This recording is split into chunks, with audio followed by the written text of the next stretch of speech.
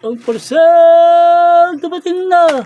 Hello YouTube people! Ito naman po ang maglingkod na si Ethan Craftsman. May bagong parcel na naman po tayong dumating. Ngayon na open na po natin yan para mabilis ang pangyayari at makikita nyo kung anong laman sa loob. Yan. Itong ating na-order na parcel ay buksan natin para makita niyo po ito. Ito yung ating na-order. Ito ay 5 mini 5 ampere PWM Max 90 watts DC motor speed controller board module. DC to DC po ito. Makikita nyo yan, DC to DC yan. Ito yung kanyang in-order po natin kasi gagamitin po natin sa ating yung kalang na deblower. So bubuksan na natin para makita niyo mismong mismong itsura sa loob. At saka yung pang-installation papakita natin kung paano ini-install yan. So ito po yung kasama. Ito yung pinaka-module niya, yan Kung may lalapit ko po sa camera at nababasa niyo po, ayun nakalagay. Nakalagay naman yung indicator, motor, dumatit yung motor, negative, positive, tapos yung voltage 4.5 to 35 volts po ang kaya na halimbawa yung power supply na i-connect nyo dyan 4.5 hanggang 35 volts na na makakaya niya. Kasi ito po kagandahan, may po to, yan narinig nyo, may on and off siya, may on and off. Tapos ito yung mga pagka gagawa mo siya ng base, para pag ilalagay mo siya, meron siyang kasamang lock, yung kanyang lock washer niya, yan Tapos ito rin yung knob, yung pinakapinduta, yung pihitan, yan para nakikita mo yung yun. Dahil naka-off siya, ibig sabihin ang off niyan dito, ganyan, makita mo ganyan, para pag ganoon. So ang gawin natin ngayon na kukuha tayo ng power bank, charger, kukonekta natin to, titingnan natin if nagwa-work to. So kumuha ako ng ng sirang lumang yung mini fan ko na busted din yung kanyang baterya, pero yung kanyang motor ay still working pa rin. So kung nan-notice nyo kung bakit putol dito yan, pinutol ko yan kasi gagamitin ko yung base. Yun ang gagamitin kong base ng ganito para mailagay ko doon sa aking kalang na deblower na pwede siyang uling at pwede siyang kahoy. Testingin muna natin niya para nakakasiguro tayo. Ito yung niya, yung pinaka voltage niya, 4.5 to 335 volts, positive negative. So ito yung ating wire ng USB. Kumuha ko ng sample. So ang gagawin muna natin bago natin na-attach dito yan, make sure natin na ito ay functional. Kasi minsan may mga wire na ganito na minsan hindi natin alam, busted na pala, may problema na pala. Ngayon gagamit tayo ng power bank muna rito, sasaksak natin, then kuha tayo ng multi-tester. Ito, yan, nasa DC na yan, DC 200, lagay natin dun para makita nyo na tayo, na talagang makikita nyo gumagana talaga yung ating power supply, yung ating kable. Bago natin attach yung kable, nakita nyo, 5.5 pa, maganda yung voltage pinapakita. Ibig sabihin fully charge yung ating power bank. So ngayon lang nakakasiguro na natin na may power na yan. So pwede na natin siyang i-attach dito, ilagay dito, at makikita natin yan may light indicator yan na mag-on. So yan muna natin using. So pag na-attach nyo na sinigurado nyo yung polarity ng dalawa nito. Ito yung kulay puti nito, white nito ay siya yung positive, at yung isang kulay ay negative. So i-try na natin na off muna natin to, off, para sure pagka i-attach natin din sa power bank, makikita nyo yung indicator kung yan So dahil nakita na natin na ganyan yan, ngayon makikita natin dito using multi-tester, tignan natin kung nakikita niyo yung voltahe doon.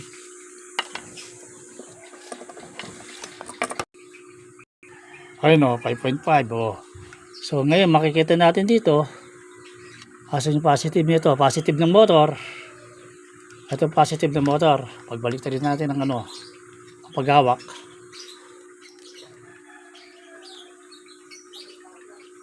Positive na motor, naka-on na. Ayan o. Ibig sabihin talaga may power na siya. Oh, may power na. May power na siya. Tingnan natin kung nagbabago ba yung voltahe. Hindi nagbabago pero yung speed niya magbabago. Ganun pa rin. Ito yung controller. So, ngayon gagawin natin ngayon, sure na tayo na talaga may power na siya. I-connect ngayon natin sa dito sa pad na to. So, i-connect ko na. Ngayon, pagka nailagay na natin, make sure na yung polarity ng pan natin ay tama doon sa polarity dito sa may ating pinag-screwan. So kung na-test na natin na okay na yung polarity dyan at na-attach natin, i-connect na natin sa power bank. O, tapos dito, dahil naka-off, off yan. Pagka inon natin, yung indicator light dyan ay lilitaw. Ayan o. Tingnan nyo o, dahan-dahan o. Off. On. Oh. Oh no. Tingnan niyo yung speed niya, makikita niyo yung speed niyo niyan. Na pag tinodo natin, maririnig yung ng hangin eh. Oh.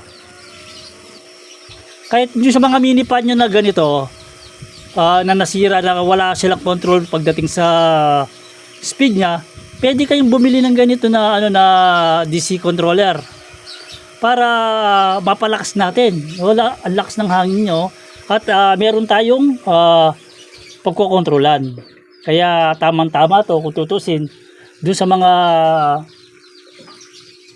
project natin katulad dun sa kalang diuling na may pan, kalang na kahoy na ginawa ko. So ipapakita ko ngayon, kaya ko pinutol tong base na to, tong base ng ay yun ang pagkasama kasi ganyan yung base niya, yun ang gagamitin ko na base nito para mailagay doon na at hindi siya naka-expose.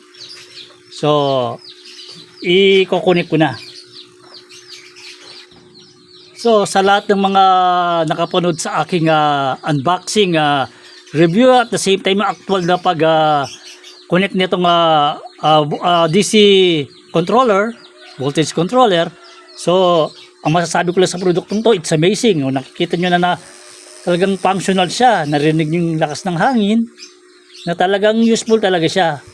At kagandahan niya, hindi siya ganun kamahal, katulad ng mga binibili natin na nakagawa na mismo, yung may mga nakagawa na may base na, tapos may kasamang pan. Ang kahirapan ng mga inaano natin na yun, ay sila, masasabi natin na karami niyan 12 volts. Pero 12 variable to, magagaling sa 4.5 hanggang 35 volts. So, ang niya kasi, kung gagamit tayo ng 12 volts para doon sa ating kalang na deblower, medyo malakas ang konsumo niya kasi 12 volts siya. At the same time, ang ginagawa nga natin dito at much as possible ay gumagawa tayo ng DIY para magamit natin yung mga bagay na nabili na natin, katulad ng pan na to. Nabili natin dahil busted ng kanyang baterya. So wala na tayong maiisip na paggagamitan sa kanya. Maliban lang pagkagagamitan natin siya na power bank. Ng power bank na katulad nito. Pero hassle naman kung gagamitin natin to tapos dala-dala natin yung power bank. Kumbaga kaya nga tayo kumuha ng mga mini pan na ganito para yung battery nila kasama na. So kung gagamitin natin sila ng naka-base, naka-stationary, pwede rin. Pero ang gandaan dito, yung DIY na masasabi natin na gumawa tayo ng DIY na pan, di ka lang nang ginagamit natin na yung mga na-avail na natin na pan na busted na yung baterya, nagagamit uli natin. Kumbaga, imbis na itatapon na lang, nagiging useful pa, ibis na bibili pa tayo. Ang target natin dito yung nagagamit natin yung kung anong meron tayo at hindi sila nasasayang, na hindi tayo gumagastos ng malaki. So So ito na yung pinaka finished product natin. Nagawa natin yung mismong controller niya. At nakasaksak lang yun sa power bank, at mayroon naman tayong solar cell sa taas sa bahay na doon natin niya-charge yung ating power bank na yan. So it means na nakakatipid talaga tayo sa consumption dahil yung ating charge ng ating power bank ay nanggagaling sa solar panel sa ating solar. So ito yung controller, naririnig yung tunog, ganyan yung apoy yan. Pagka sinundot mo yan dyan, kasi para itong ginawa kong itong kalang na to, kung makikita nyo medyo talagang luma na dahil ginawa ko to 2017. Imagine mo, wala pa pandemic nung ginawa ko yan. So, sa kalumaan na ganyan na itsura, kaya gagawa uli ako ng isang ganyan para may bagong tayo dahil dalawa naman yung controller na natin na-avail natin. So ito, kung nanonotice nyo, ito yung mga fan na binibili ko doon sa online rin na nagamit na medyo mahina ng baterya. Imbis na hindi na siya magamit, kinumbert ko nandiyan kasi sa panahon ngayon kailangan matuto po tayong gamitin yung mga bagay na meron na tayo para hindi na natin binibili. Kaysa sa bibili tayo ng mga blower na siguro nasa 300 ang set nun, so malaki na tipid natin yan. Samantala magkano lang itong controller, then yung convert lang ng ng power bank, magkano rin ng power bank. Pwede rin itong isaksak sa mismong charger ng cellphone. Kaya itong connectors na to, nakikita nyo yan, ayan USB, yun, pwedeng saksak yan. So kung makikita natin, narinig yung tunog mismo ng hangin, ilalakas natin. So naririnig nyo, yan, ganyan kalakas ang hangin yan, kaya makikita mo yung apoy niyan talagang lalong lalakas. Nagdedepende yung yung lakas ng apoy niyan doon sa lakas ng hangin, pero depende rin sa kahoy. Kasi itong ginawa natin kalang na to ay double purpose yan, pwede sa uling pero din sa kahoy, kinumbert ko pang kahoy. Nakita nyo yung tunog, kahinaan. At saka kagandaan na itong nabili natin na DC controller, voltage DC controller. Pagka may orange ang nakita nyo yung red off natin, meron siyang off yan ng normal para makita nyo yung normal na walang hangin. Ganyan lang yan, kaya it's a couple of seconds or ang mangyayari dyan, mamamatay yan pagka ganyan kasi walang humihipon na hangin sa kanya. Ganyan sa kahoy, kaya nga kailangan kakargaan mo ng kahoy, kaya medyo magastos. At saka ang ibig sabihin, ang kahoy na gagamitin natin kailangan yung magandang kalidad para di mamatay. Pero once na inod natin yan, tingnan mo, maririnig mo tunog ng makina yan.